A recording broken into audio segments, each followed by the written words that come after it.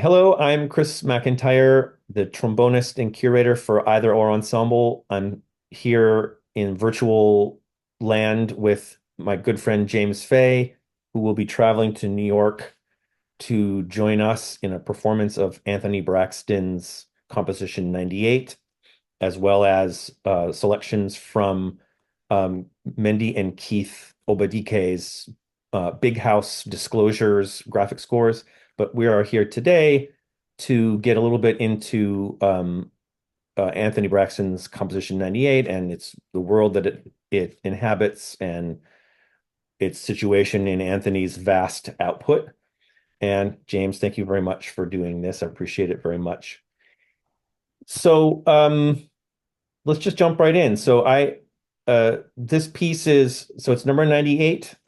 There are 97 other pieces before this, and Anthony's work tends to be so, he's working things out as from piece to piece. I've seen composition 1, I've seen and played composition 17. Is that the string quartet?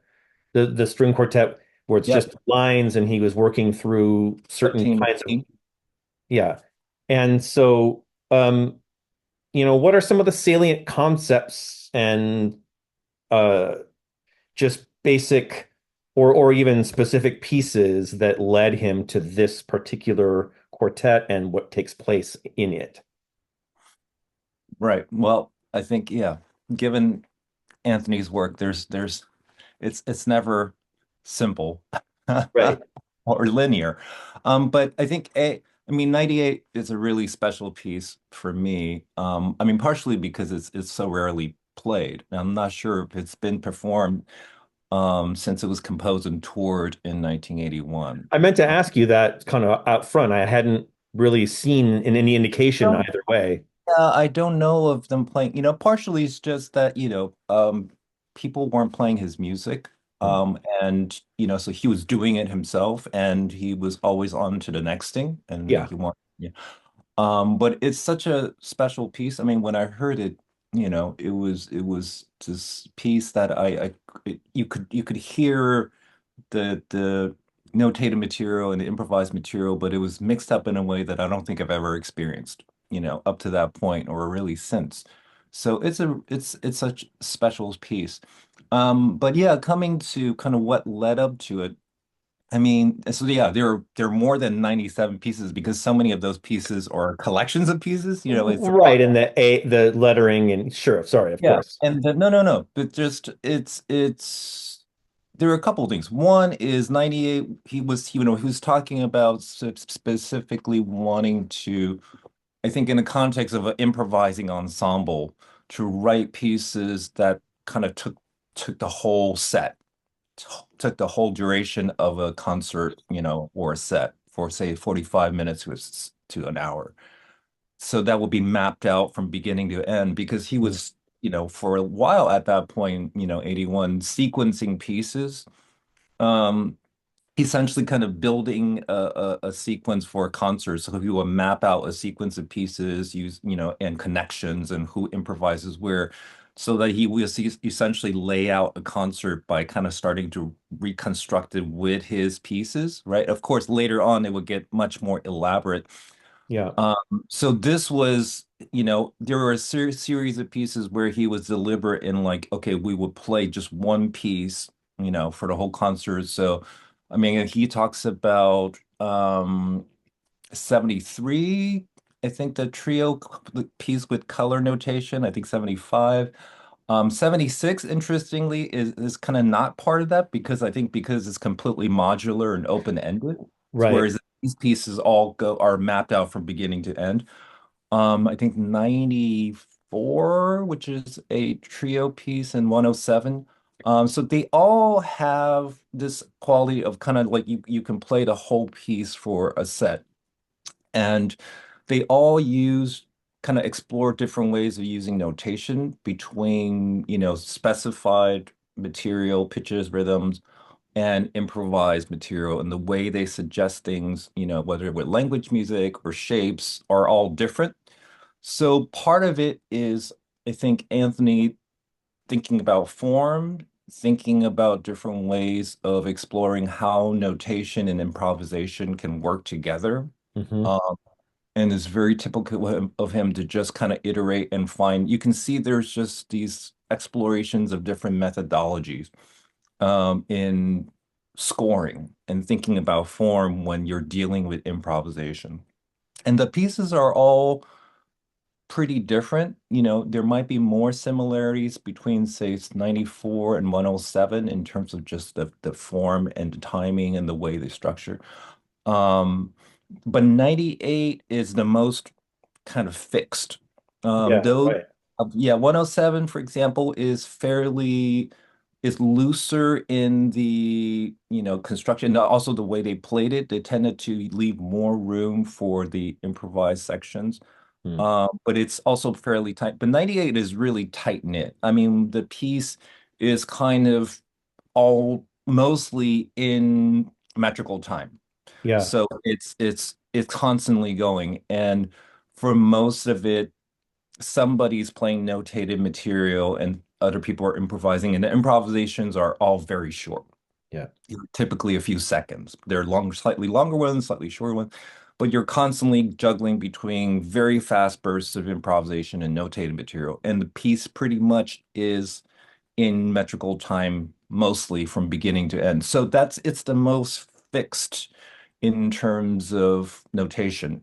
Um, so it's right. In also, other words, like it doesn't, just to say it, it doesn't, there aren't any logics that pull you out, and it's like you're always moving ahead. yeah, Each system is system to system to system. pretty much. There are Yeah, moments where yeah. it's everybody say playing a shape, but it's, of all those pieces that explore notation and improvisation in that kind of long form, this is the most composed. Yeah. So it's when you look at it, I mean, it just seems like around that time there was kind of a consolidation of a lot of the ideas that he was working on.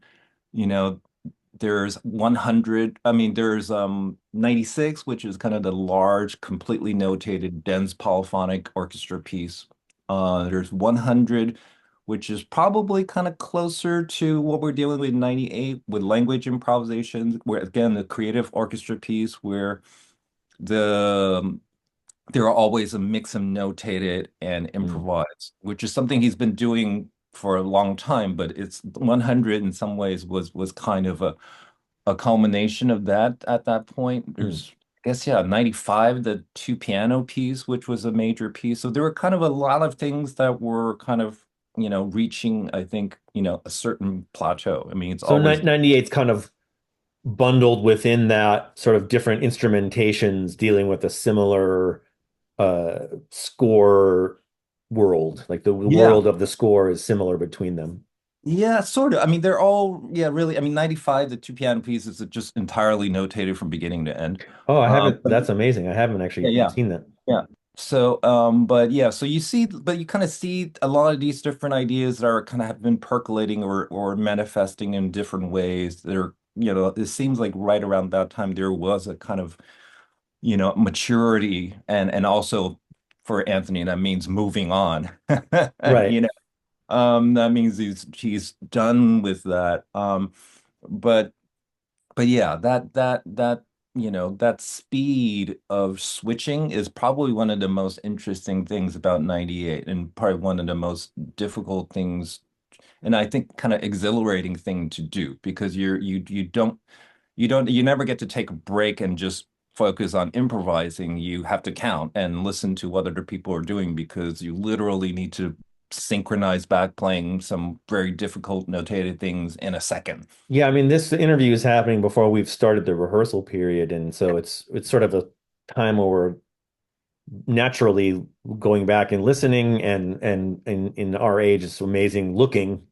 There's this amazing video from, I guess it's somewhere in Germany. I can't remember now exactly, but It was Berlin. Yeah. oh, thank you.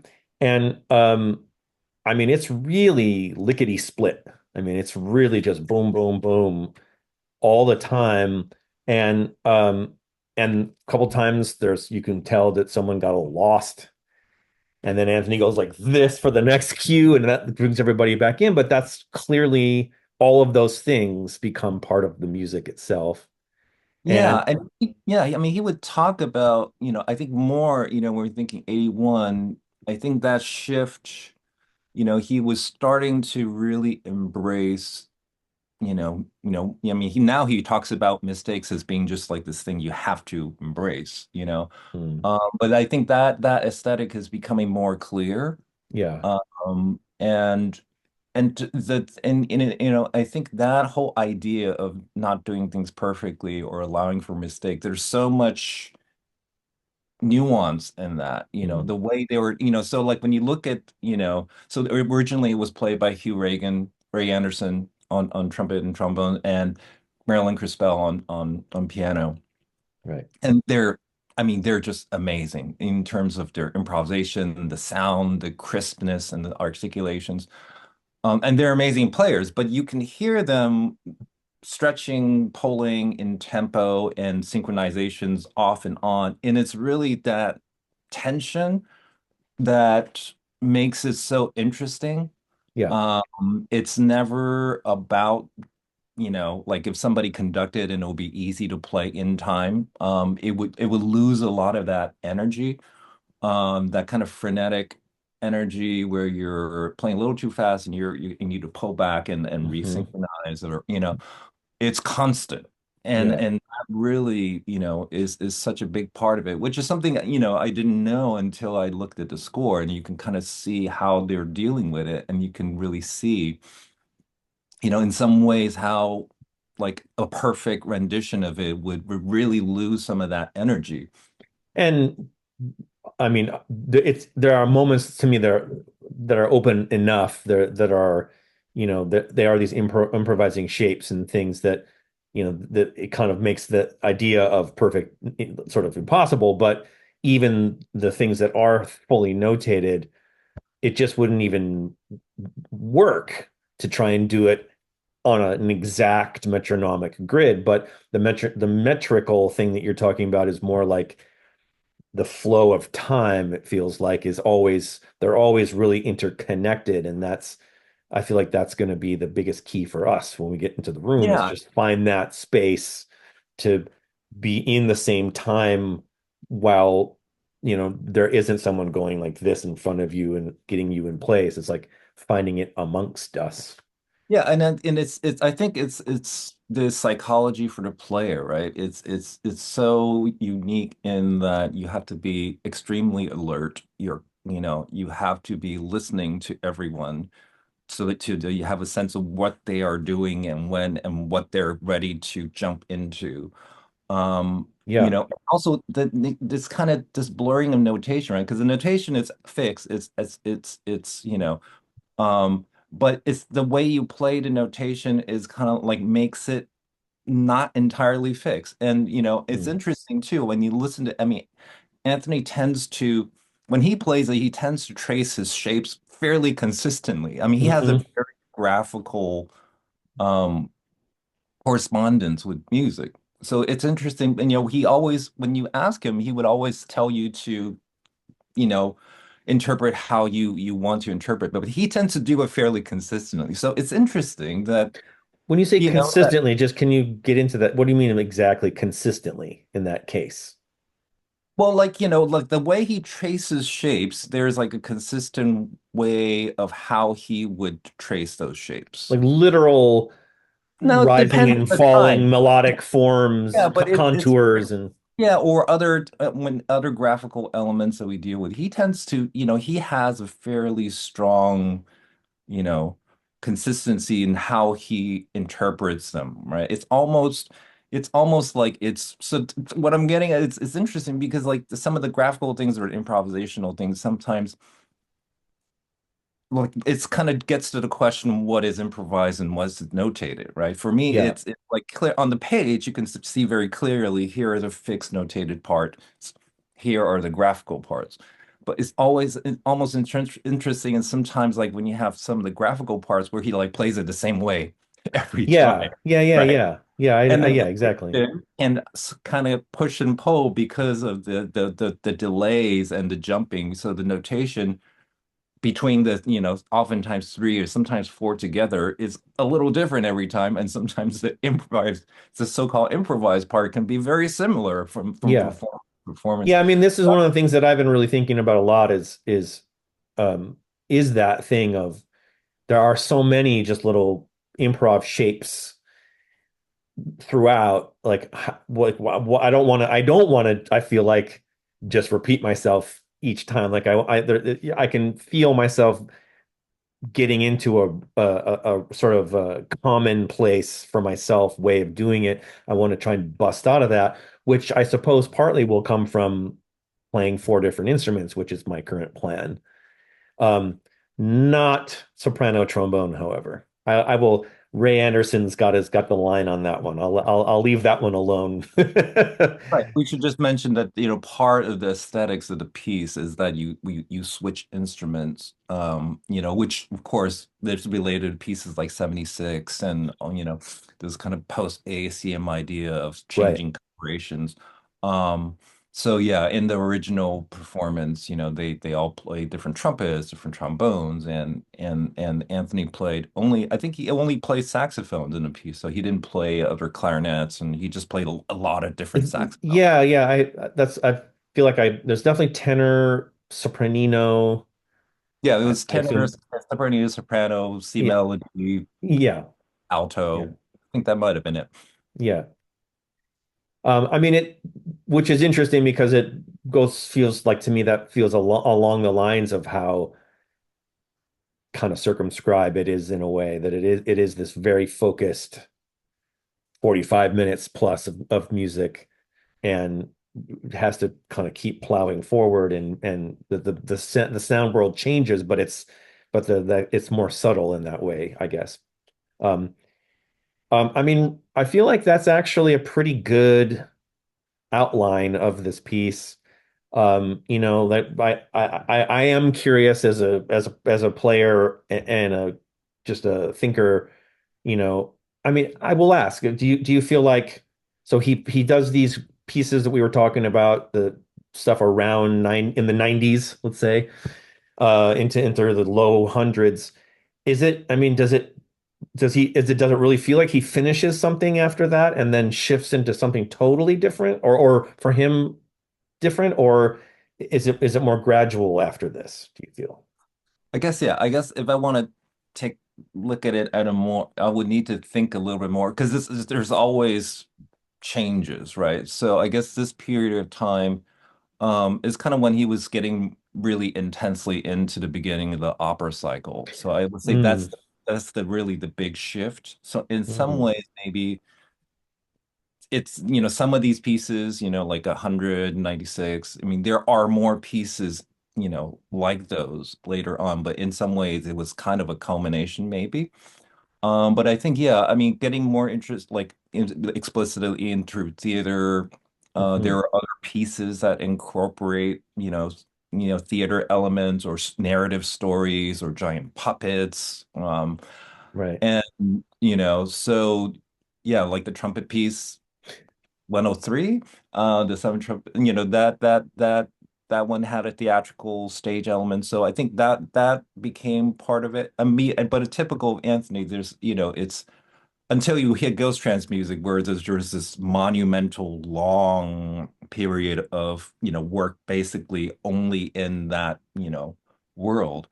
It's always been, new ideas and Yeah. trying to do things, and then there are always pieces that, for me even, I would be surprised, would be like, what is this piece doing at this time, Interesting. Yeah. But it's just, I think that's what makes this, catalog so interesting. Yeah. All right, well, thanks so much, and looking forward to having you in Brooklyn. we'll Yeah, make we'll make I'm some really music together. playing this piece after staring at it for all this time. So I know, like this was, I think when you and I first met, like maybe even the first night we hung out, you're like, "Hey, there's this really cool piece. You should know about it." I mean, I'm just misremembering, but it feels that way, anyways. Which is a long time ago now, James. it is a long time ago. Yeah, but also, yeah, and of course it's the recording features insane trombone playing. So Exactly. I'm not trying to think about that too much. I mean, it's impressive and something to aim for, and but it's also Ray kind of fitting himself into this world in a way Yeah, that's very different from how he plays in his yeah. own I think work and otherwise. So I think so it demands that, and it really is this world, you really kind of have to figure out, you bring yourself to it, but it kind of demands a certain kind of playing that really puts you in a different state. I mean, yeah, we'll see. We'll find out. we will. The exciting thing is we are about to find out. All right, so we'll see all of you in internet land. If you're seeing this before we're playing on December 8th, 2024, I'll put that up. I'll timestamp it. Otherwise, hope you enjoyed the conversation. James, again, thank you so much. Yeah, pleasure. And